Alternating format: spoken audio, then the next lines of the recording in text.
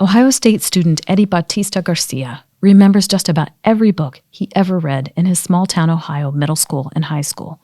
In 6th grade, we read Crispin. In 7th grade, we read A Christmas Carol, The Outsiders, which was a really good book. And Tuesdays with Maury. No 12-year-old was also going to understand that book. And then in 8th grade, we read The Giver. We read A Midsummer Night's Dream. The Boy in the Striped Pajamas. To Kill a Mockingbird. Yeah, and then in 9th grade, we read 10th grade, Angel's Ashes, Fahrenheit 451, Snow Falling on Sears, The Fountainhead, and The Bell Jar. You know something? I'm actually really impressed that you remember all these. I can't believe that you know every book you read. I still have them. I'll be honest. I still have almost all of them. And we also read, Things They Carried, Frankenstein, and then Pride and Prejudice. Invisible Man. We did read Invisible Man. But I think you can see the common thread that's going in there. Or maybe you didn't see it. Here it is. Most of these are written by white people. Bautista Garcia is not white. His parents immigrated from Mexico to the United States, then moved to Ohio's heartland, where he was born. And in case you didn't notice, he loves literature, lives and breathes it. This fall, he begins his 4th year as an integrated language arts education major. He wants to help high school students to become ignited by the books that they read. But his teaching approach will be different from what he experienced. It would have been incredible to be able to read a work by someone who is me, someone who understands and someone who's been through some of these experiences. A writer who understands the gap and who is filling the gap with their own original experiences. The gap, meaning the space between being a white American kid and being brown and also an American child of immigrant parents. Because specificity is representation. What are we doing? Look at who you're teaching. Look at the wave of brown that is here. These students are here and they're here to stay. It's in our best interest to nurture them and to empathize with them and understand them and to teach them about their history as best as we can, to give them books that they can look at the cover and be like, that looks like me. We know that underrepresented students who learn their history and culture perform better academically and graduate at higher rates. Activist Julian Castro said that the destiny of our country is intertwined with the destiny of the Latino community, like never before. So what are schools doing to embrace a population that now makes up almost 1/3 of America's public school students? In this episode of the Ohio State University Inspire podcast, we talk to a Latine Ohio State professor of literature for children and young adults, a school educator, and a soon-to-be educator about the pieces of American education that are missing for Latine students. And we consider one viable solution that can go a long way to fill the gap: the vibrant, lyrical, and empathic literature of Latine authors. We can learn from one another and build on one another's pasts and imagine futures. We don't want, as has been the problem in children's literature for all these years, the all-white world of schooling. That is not who we are, and that's not who we're going to become, so we need to start opening up the spaces for dialogue and learning and asset-oriented teaching. I'm Robin Chenoweth. Carol Del Grasso is our audio engineer. Inspire is a production of the College of Education and Human Ecology. Eddie Bautista Garcia, like 68% of Hispanic Americans, was born in the United States. Like them, he has a story to tell, and his starts in the heart of Ohio. What's the community like? It's a small town. I believe it's like 10,000 or so people in Tuscarawas County, Ohio. Small, like Friday Night Lights. It's a predominantly white community. However, like the 2000s have really seen an influx of Latinos, mostly those of Guatemalan descent. When I was in middle school, I felt like every other kid. I was very outspoken. I was out there, I was making friends with whoever I could. I loved talking to people, still do. When 2016 hit and the election, it really kind of shattered my sense of the world. I've always been an optimist, I feel, and I've always tried to see the best in people. However, that period of time was a lot to take in. Students looking at me differently or regarding me just in a different light because now they had permission to do so. Also, I think that it's important to mention that I also wanted to be the teacher I never had growing up. From elementary school to high school, first year of college even, I'd never had a Latino teacher, like a teacher who really understood what it's like to be Mexican American, who understood what it's like to be raised by immigrants, to navigate this system that isn't built for people like us. In 2023 in Ohio, less than 1% of teachers were Hispanic. So if Latine teachers aren't yet in classrooms to represent the culture, can literature and curricula work to fill the gap? I asked Patricia Enciso, professor of literature for children and young adults in the College of Education and Human Ecology, and Stella Villalba, an English language lead teacher in Dublin City Schools who is pursuing her PhD in multicultural and equity studies at the college. Tell me why educators, leaders, and all of us need to understand and make space for the Latine experience. From my own experience as a woman in her 60s whose heritage is Mexican, I know what it's like to not see yourself in the curriculum, in any kind of conversation in schooling for decades, really. I was in my 30s before I saw my name in print. That is a poet whose last name was Enciso, a Mexican poet, wrote a beautiful poem, and I was just moved to tears, not just because of the poem, but because there was someone with my name who was a writer, who was representing the world through words. And when that is centered in any part of the curriculum, that part of me that loves and is inspired by Latine histories and the people that I know comes to life. And that should be the experience of children in schools. It should also be the experience of children who don't know or have close relationships with Latines, because Latine people are part of the history of North America, of the Americas. As someone who is an immigrant, a multilingual learner, and an educator working in public school education, serving communities from all around the world, especially a very large percentage of Latinx students, I know it's not just important, it's crucial that our Latina children, students, like Dr. Enciso said, see themselves in a world of possibilities. I feel in every professional development session that I get to do with teachers, I love to start with the book Imagine by Juan Felipe Herrera. Imagine if I let the stars at night paint my blanket with milky light, with shapes of hungry birds, while I slept outside. Imagine what you could do. Because we all have a Juan Felipe Herrera in our classroom, sitting down, waiting, and ready to absorb the world. If I moved to the winding city of tall, bending buildings and skipped to a new concrete school I had never seen. Imagine. Knowing that our Latina students are not a monolith group. They have different experiences, different background knowledge, different funds of knowledge, and so much potential. But we got to be able to read books that also represent those dreams. And Imagine by Juan Felipe Herrera does exactly that.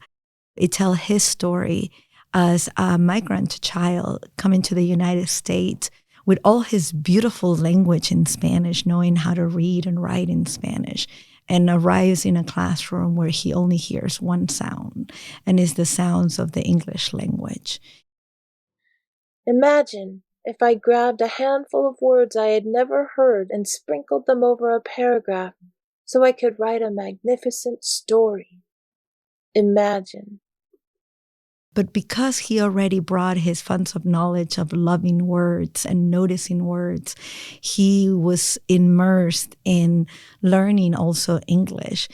And fast forward, he becomes a beautiful writer and the first Latine poet laureate of the United States of America. And that's what I want to remind all of our educators, is that there is a Juan Felipe Herrera sitting in our classrooms. This is a part that I think is missing from people's understanding of Latines across the Americas, is that we're poetic people.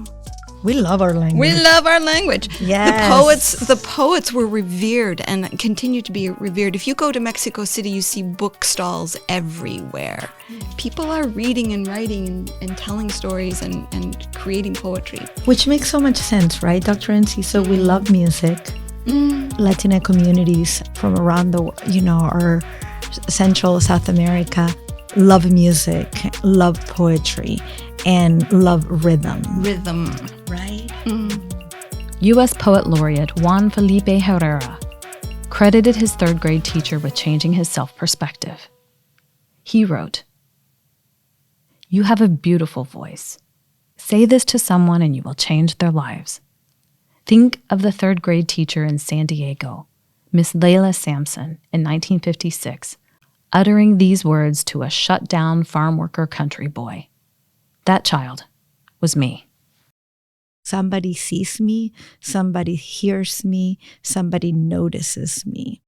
And I think that's the beauty of bringing books like this into our children's hands and into the educators' hands, because it is a way of seeing somebody's humanity. I've had some educators tell me that many Latina students don't realize their own history, especially their history within this country. Do you see that too? Oh, yeah. I mean, I think that's true of a lot of histories. But I would say that the Latina history is pretty much invisible. I can't even think of what part of a history book across the social studies spectrum it would even show up. And yet, Latina people have been central to social movements, to creating communities, establishing educational practices and programs, contributing to literature. There's a huge history there that is mostly absent. 100%. There is so much prejudice and discrimination that I think for teachers to begin engaging with this history and doing that in an informed way takes some work. It takes some background knowledge and talking with people and really developing an understanding of the complexities of an entire population, a very complex population. And there's so many ways to tell history nowadays. It doesn't have to be just in the context of a traditional format of a social studies classroom. It should happen there, and it should also happen in language arts, in writing. I think about author Gloria Ansaldúa. She blends in, a very, very nuanced, complex history of Mexico and the United States and the relationships and the things that happens at the border throughout all her writing. That's the work right there, and that's the challenge. To be able to get a hold of those books, being able to put those books in the hands of children, students, adults, so that we can continue to inform ourselves and interrupt and disrupt the notions of history that we may have had before. One of those misconceptions is that Mexicans are new to this country. My family is 3 generations, Ohioans. So there have been Mexicans in the Midwest for generations. There have been certainly Mexicans in the Southwest for generations. Latinas like to say the border crossed us. We were here before those treaties happened, before the missionaries came in. And we still see in teacher education, as we're sharing histories, especially border histories, that they don't understand, that our students don't understand that communities have been developing and thriving for generations.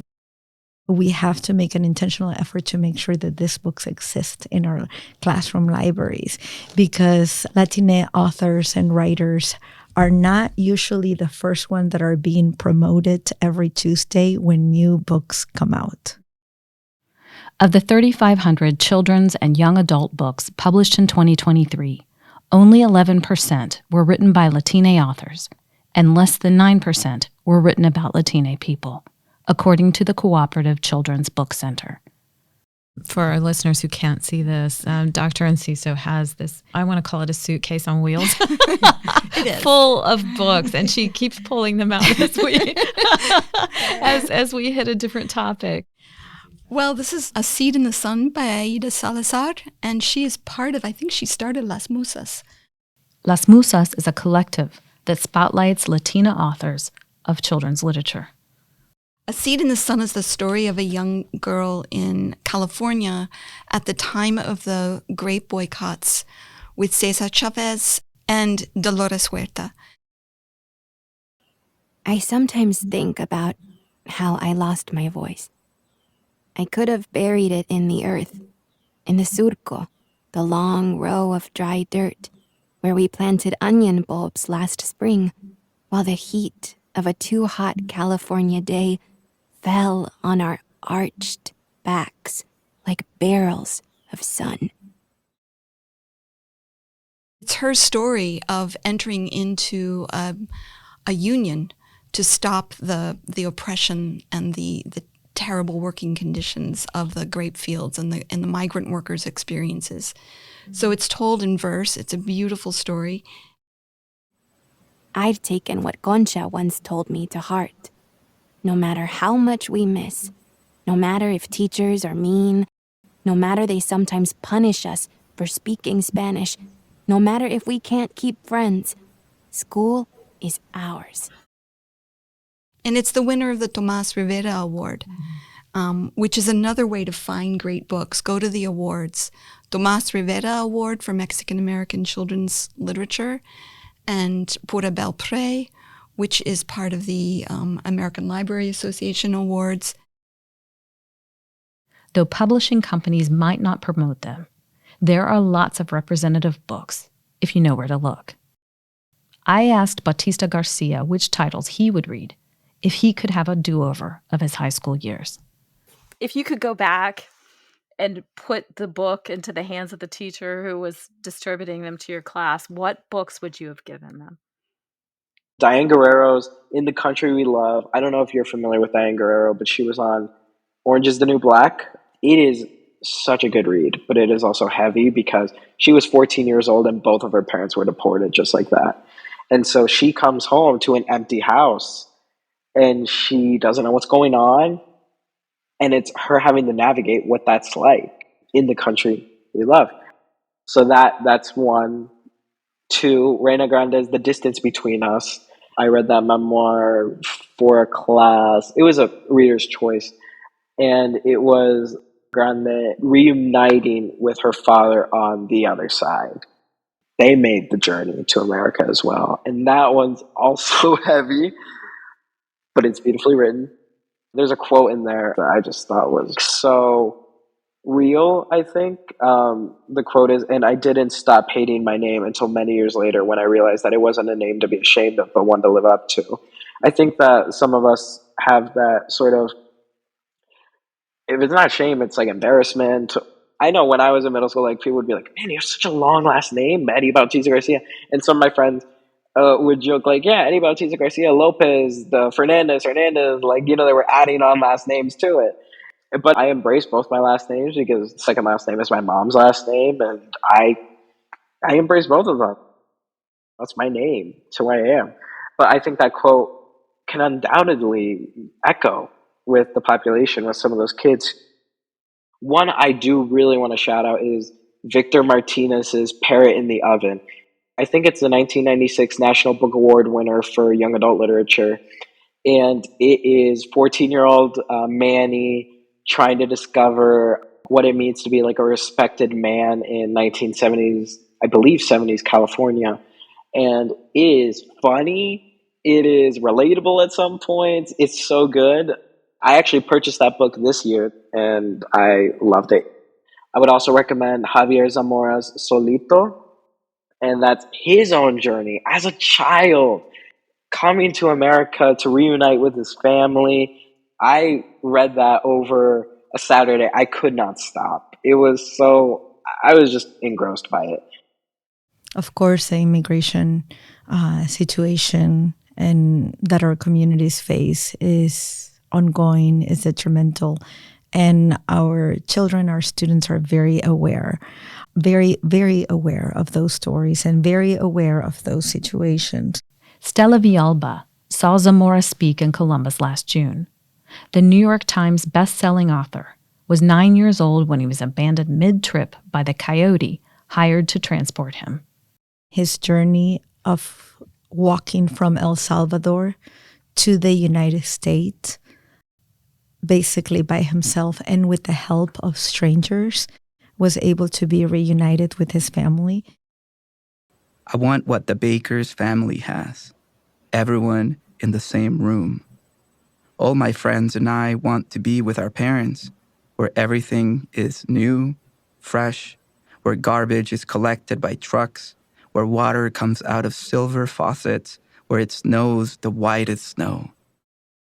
And he was able to talk about how he wanted to forget what happened to him. And for everybody in his school, the teachers, the counselors, they knew he went through something big, but they couldn't get him to tell any stories. But it is through drawings and through art that little by little he started to. And it was his therapist that actually helped him in the journey of telling that story. Now, that book is a must read for everyone.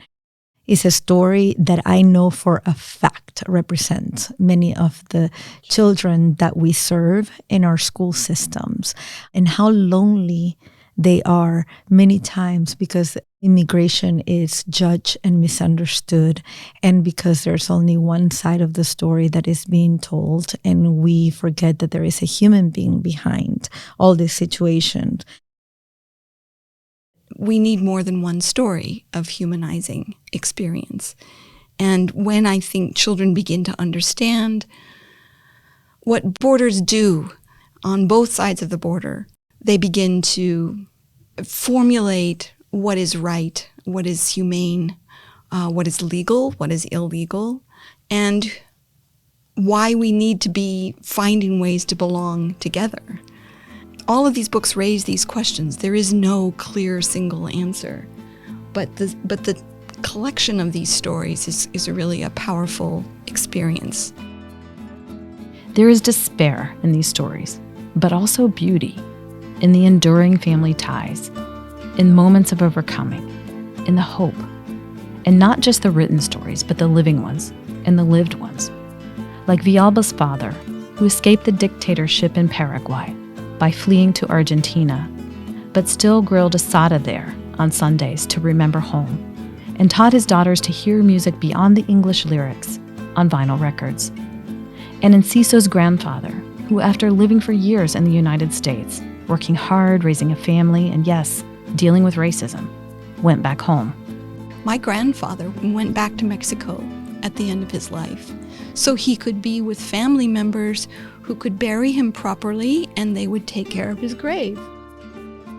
To go back to Mexico where he could be the person he wanted to be without all of that ugly attack. Sure, let's put my body at rest in another part of this world, in the part of the world that I was born into. So I've gone back to Mexico several times. I love going because I think it helps me to imagine my heritage, how my grandparents would have walked through these streets. You have to imagine, you have to recreate, and it's part of why I love this literature. Sometimes there's a story that just really catches me.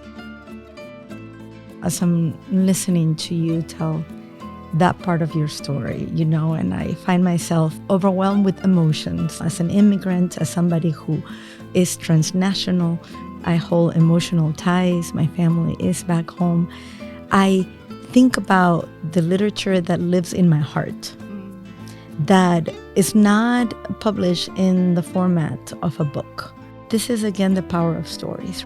So I do want for people that are listening to this podcast to understand that the power of that oral storytelling, that oral tradition of telling stories, that it's very much part of our Latinx communities, that it is as equally important and as beautiful as all these books that we share today. Because Dr. Enciso, nobody could tell that story but you, what you just did. Bautista Garcia's story is one of perseverance, and it's an ever-evolving story. He and his older brother were the first in their family to go to college. At Ohio State, he is a Weiler Scholar. Meeting all these other first-generation Latinos, not just in my hometown, but meeting them at school, they are so inspiring, and they are empowering, and they're strong. And I think that is something we all inherited from our parents. That's something we inherited from our families, because our parents, by being here, they already proved to us that anything is possible. The journey to America is one that it's just all about survival. And I think that that's something our parents have to deal with every single day. They have to survive, and they have to keep pushing.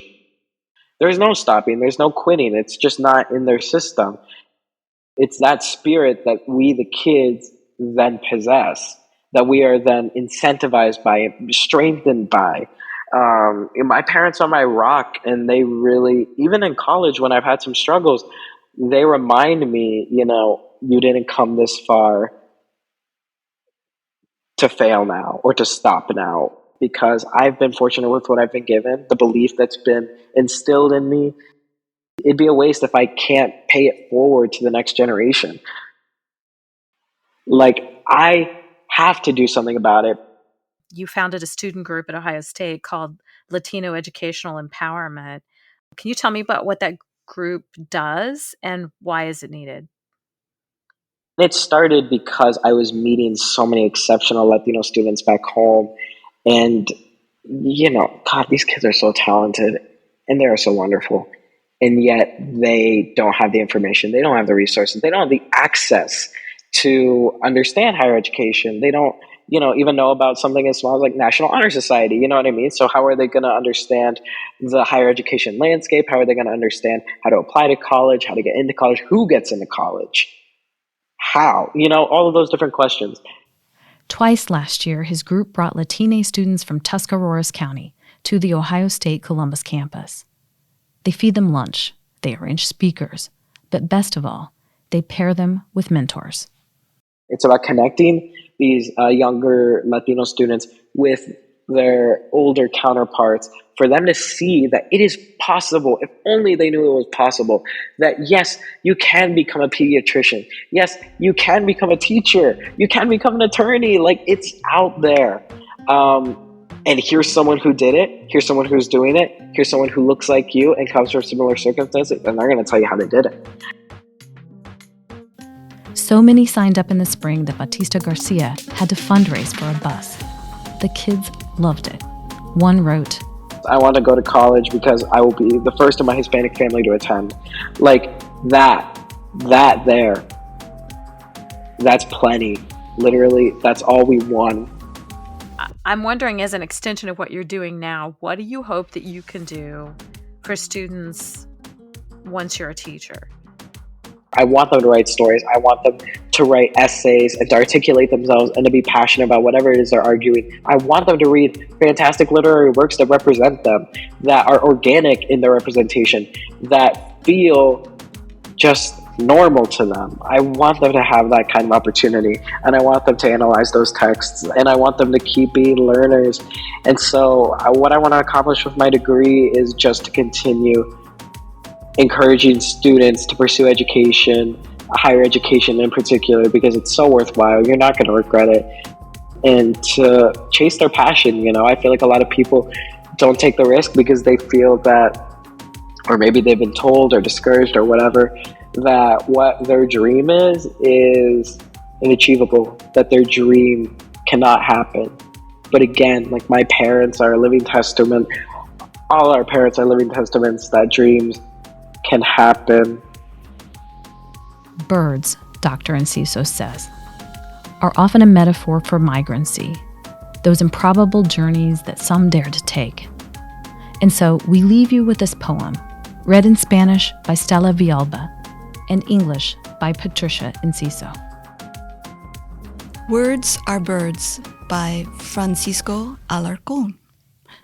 Words are birds that arrive with books and spring. Las palabras son pájaros, por Francisco X. Alarcón. Las palabras son pájaros que llegan con libros y la primavera. They love clouds, the wind, and trees.